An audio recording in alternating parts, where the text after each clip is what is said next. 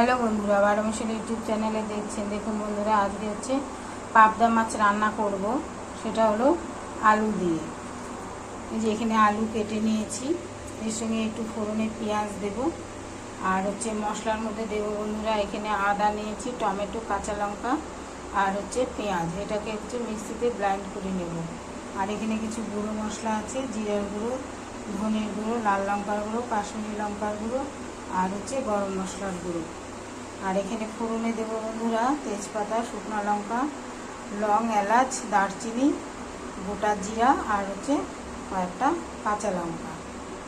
মাছগুলোকে ভেজে নেব, তারপরে রান্নাটা করব।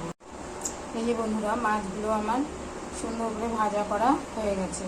এখন এই তেলের মধ্যেই ফোড়নগুলো দিয়ে দেবো একে একে। এলাচ দেব, জিরা দেবো, লঙ্কা দিয়ে দিয়েছি, দারচিনি, একটা শুকনো লঙ্কা, দুটো তেজপাতা, একটা কাঁচা লঙ্কা। এটার মধ্যে এখন পেঁয়াজটা দিয়ে দেবো, একটু ভাজা ভাজা করে আলুটা দিয়ে দেবো।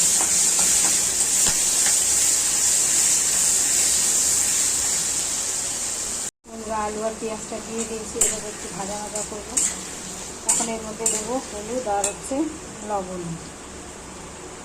হলুদ দিয়ে দিলাম আর দিয়ে দিলাম লবণ। এটা কিছুক্ষণ ভাজা ভাজা করবো। করে নেওয়ার পর মিক্সিতে যেসব মশলাগুলো বেটে রেখেছি সেগুলো দিয়ে দেবো।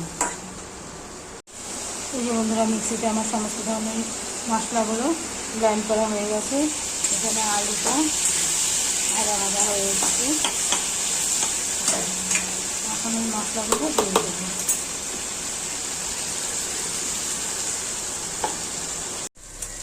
মশলাটা কষানো হচ্ছে বন্ধুরা, এর মধ্যে আর একটু গরম মশলার গুঁড়ো দিয়ে দেবো। দিয়ে আর একটু কষিয়ে গরম জল বসিয়েছি, এই জলটা এর মধ্যে ঢেলে বন্ধুরা জলটা দিয়ে দিয়েছি। ঢেলে এখন এক এক করে মাছগুলো ছেড়ে দেবো।